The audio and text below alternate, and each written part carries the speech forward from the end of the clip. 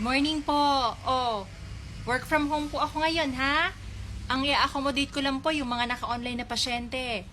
O sige, may naka-online na. Magsimula na po tayo. Okay. Oh, Miss Buwisan, kamusta ka? Ha? Natanggal ang swero mo? O sige, ganito. Yan. O sige, hugutin mo. O, yan, sige. O, lagyan ng bulak. O, yan. Para hindi dumugo. Okay. Sa isang kamay. O, kunin mo yung ganito mo, yung tourniquet. Tali mo, ha? Tali. Yan. Pag nakatali na, o, close open. Yan. Tapos sa ugat mo, doon mo itusok yung karayom. O, tumatawag si Miss Ocampo. Sige, manood ka muna ng tutorial sa YouTube. Balikan kita, ha? O, Miss Ocampo, bakit? Masakit ang ulo? 1 to 10. Gaano kasakit? 10? Ito naman. Kapupost mo lang ng TikTok mo 5 minutes ago. 10? Mag-TikTok ka na lang muna. Galingan mo ha para maraming likes. Makakalimutan mo rin yung sakit ng